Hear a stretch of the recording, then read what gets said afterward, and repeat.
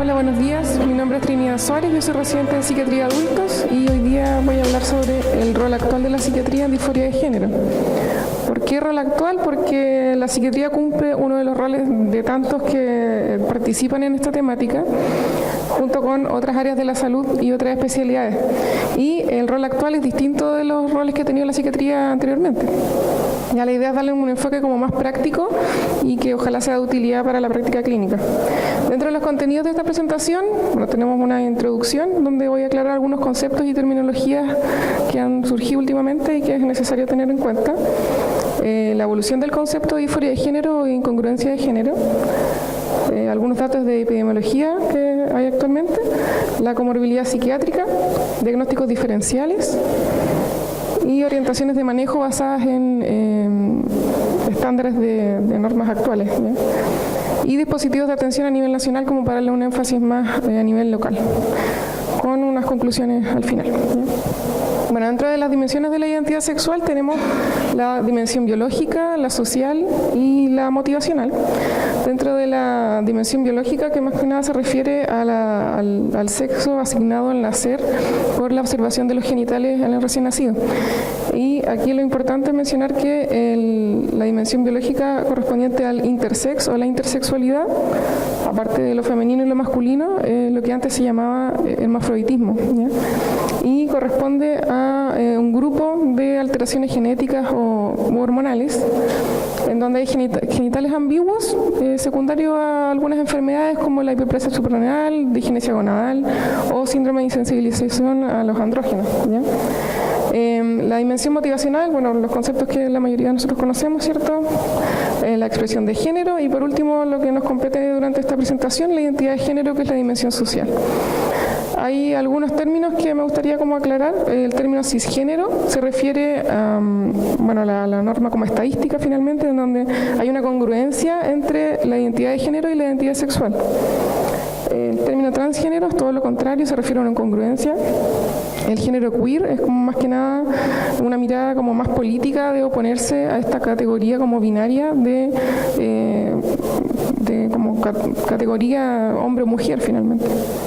Y el género fluido, como su nombre también lo dice, es como personas que van transitando por distintos géneros y también es como un tipo de género queer también, ¿ya? La identidad de género es la vivencia interna e individual del género y puede corresponder o no con el sexo biológico, como ya expliqué anteriormente. Y el término trans, como coloquialmente usado, se refiere a las personas que practican travestismo, transformismo, transexuales y transgénero.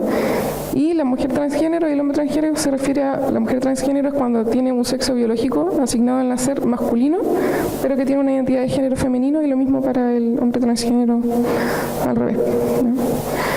La evolución del concepto, primero se agregó al CIE-9 en el año 1975, después de que se excluye la homosexualidad un poquito antes. El término transexualismo también es incluido en el DSM-3 en el año 80, pero dentro de la categoría de desviaciones sexuales, ¿no? En el DSM-3R se agrega la categoría de trastornos de inicio, la infancia, niñez o adolescencia. O sea, se agrega que también esto puede surgir dentro de la adolescencia o la niñez.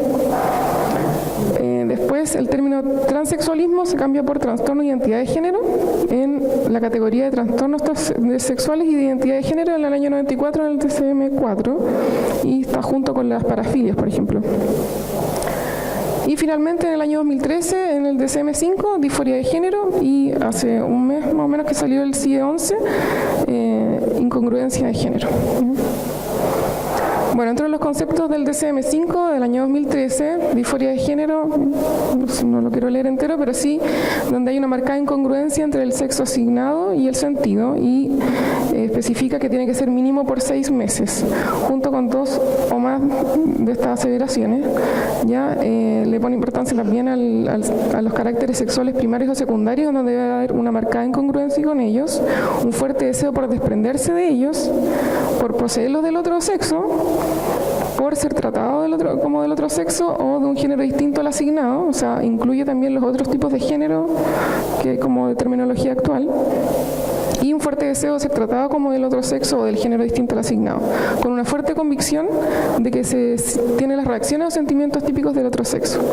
Esto también tiene que ir asociado a un malestar clínicamente significativo y deterioro en áreas importantes de funcionamiento, y también da la opción de especificar si es con un trastorno del desarrollo sexual, que es este término intersex que yo expliqué anteriormente, y si es post-transición o no, o sea, si pasó por un periodo de tratamiento hormonal o reasignación sexual.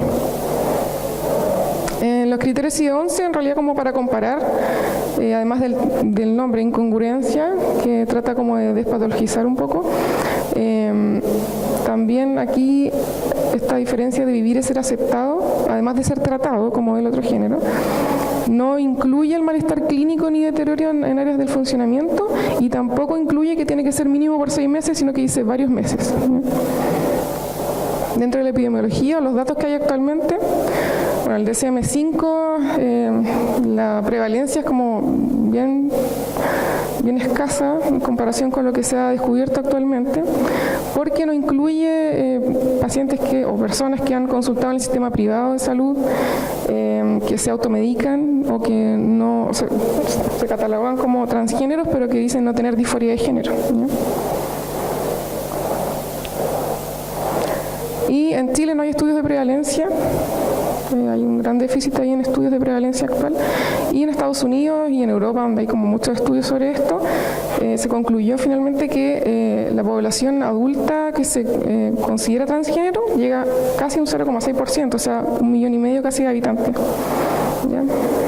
Donde más hay California y Hawái, donde manifiestan mayor prevalencia, y también hay estudios en población adolescente que ya superan el 1% en San Francisco y Nueva Zelanda. Bueno, dentro de la comorbilidad psiquiátrica, lo importante es que tiene mucha mayor prevalencia, de 2 a 3 veces más que la población general, y además que se presenta precozmente, ¿ya? Los más importantes o los más frecuentes son los trastornos depresivos asociados, ansiosos y adaptativos. Los depresivos entre un 48 y un 62%, que al igual que la población cisgénero es levemente mayor en mujeres. Y trastornos ansiosos adaptativos entre un 26 y un 48%.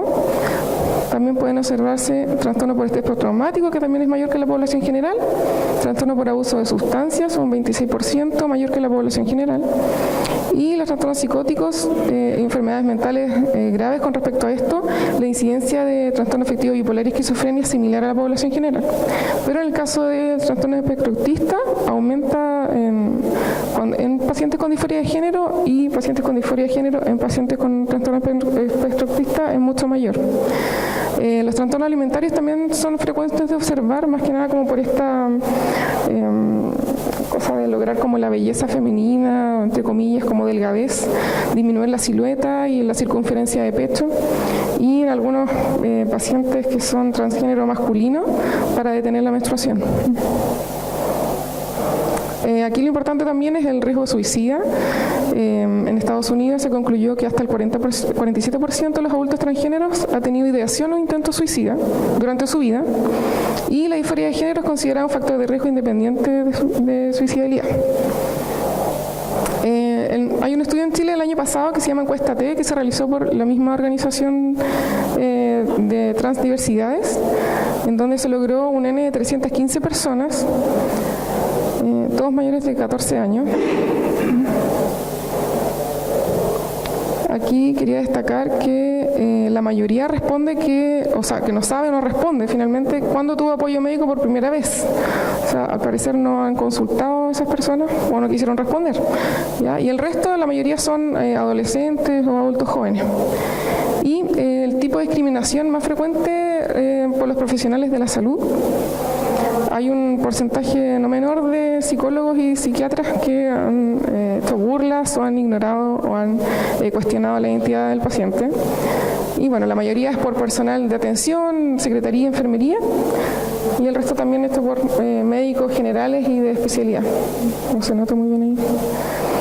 En cuanto al intento suicida, es mucho mayor que lo indicado en Estados Unidos, que era un 47%, y que además incluía la ideación, no solo el intento. Aquí el puro intento es 56%.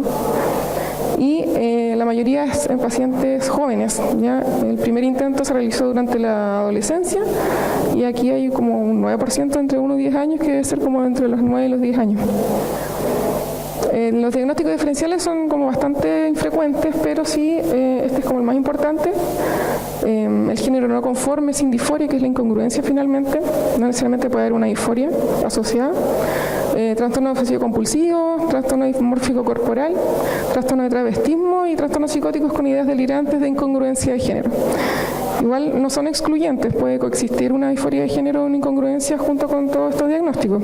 De hecho, el año pasado en Ámsterdam se hizo un estudio en 4 pacientes psicóticos primarios crónicos, uno con esquizofrenia, trastorno afectivo, o sea, esquizoafectivo, y 2 trastornos psicóticos no especificados.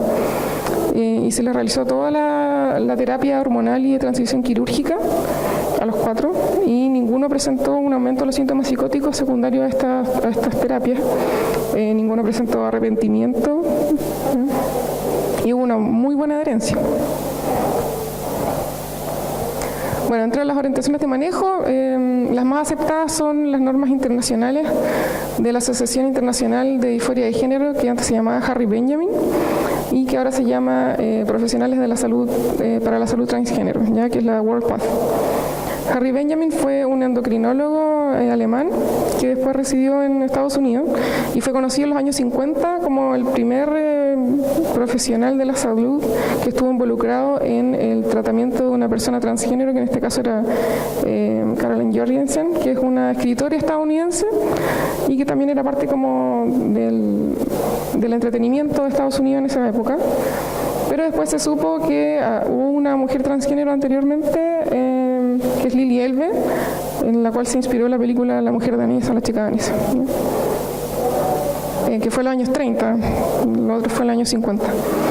Dentro de los estándares de atención de la World Path, que evalúa como el desempeño, que el rol finalmente de la psiquiatría o la salud mental en este tema, es evaluar y diagnosticar la disforia de género según los criterios que especifica que son los del DSM finalmente, y la comorbilidad psiquiátrica que pueda existir.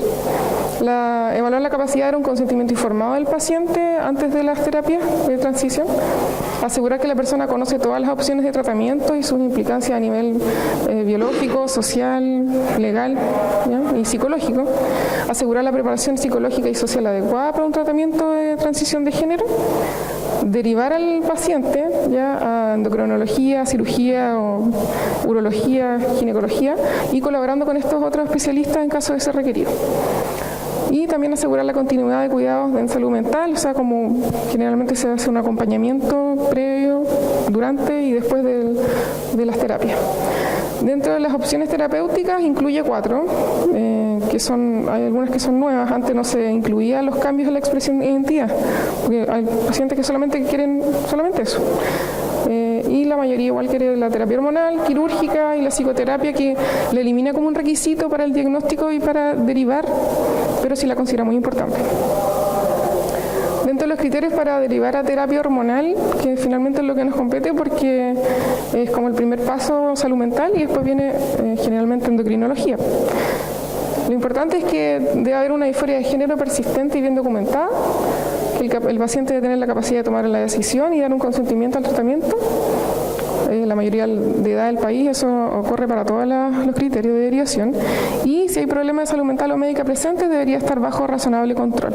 No estabilizar ni tratar así como 100% como un requisito como antes se especifica. Para cirugía son los mismos criterios, pero en el caso de la metoidoplastía y la vaginoplastía, que son ya cirugías mayores, sí se requiere 12 meses de experiencia de vida real, en donde el paciente tiene que optar por el rol con el cual se siente como identificado, o la identidad de género, en un trabajo o estudiando o en algún trabajo con la comunidad, y además tener como un documento que avale que sí participó durante 12 meses con ese rol. Dentro de las orientaciones de manejo en Chile, bueno, el 2007, el Móvil H, que es un movimiento para visibilización y liberación homosexual, creó una guía clínica de atención de salud a personas trans, el 2007, y se lo entregó al Ministerio de Salud. Después el Ministerio de Salud, basándose en esto y en las normas de ese tiempo, que son en la versión anterior a la actual, creó esta vía clínica para la adecuación corporal en personas con incongruencia de género, el 2011, y durante ese mismo año también se publicó ejemplo, las instrucciones sobre cómo uno puede como identificar a la persona, no llamarla por su nombre social, los registros de la ficha clínica, que igual debe estar incluido el nombre social, y la hospitalización en el sector, en la unidad donde se sienta identificado. Dentro de esta vía clínica, lo importante es que la atención primaria cumple como el rol de pesquisar y de derivar a salud mental. Salud mental del nivel secundario es el encargado también de derivar a las otras especialidades, ¿ya? Endocrinología para la terapia hormonal, unidad de patología mamaria para la mastectomía o mastoplastía. Ginecología realiza la histerectomía o la oforectomía. ¿Ya? Y urología,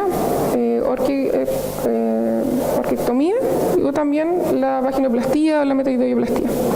Y otras, aquí participan otorrinos con cirugías de cuerdas vocales, entrenamiento vocal por fonoaudiólogo y cirugía facial por cirujano plástico.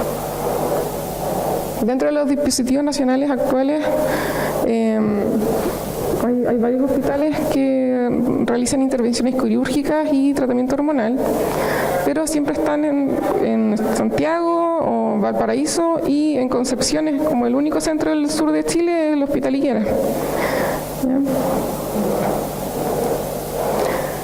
En la resolución del 2015, dentro del Servicio de Salud Talcahuano, se crea esta unidad de atención a pacientes trans, y se crea un protocolo ya establecido que se parece bastante, ahí no se nota nada, pero se parece bastante a las de la vía clínica chilena. Ahí está el equipo, ya este es un reportaje que salió en el Diario del Sur hace 2 meses, donde está el doctor Baeza, está el urólogo, endocrinólogo, salud mental, ya compuesto por psiquiatra y psicólogo, y una enfermera de salud mental, cirujano plástico. Y en el Hospital Guillermo Gran Benavente esto también se está conformando ahora. Profesionales del mismo equipo del Hospital Higueras también están trabajando ahora en el Hospital Regional y van a conformar un equipo también de atención a pacientes trans. Lo importante sí es que, aunque ya no hay como un protocolo todavía establecido, sí ya se están reuniendo y van a requerir de la participación de profesionales de salud mental.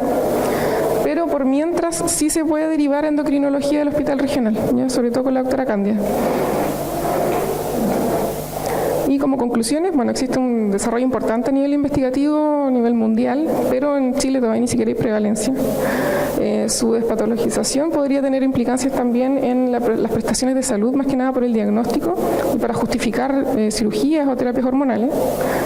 Y la presión desde organizaciones y movimientos no gubernamentales que corresponden a los pacientes trans, finalmente son lo que genera presión para que el Ministerio de Salud genere estas vías clínicas que finalmente son como orientaciones y no están regidas por ninguna ley de salud. Y la disposición y esfuerzos individuales de muchos profesionales y de especialistas ha sido como clave en la implementación de técnicas de manejo y abordaje integral. Gracias.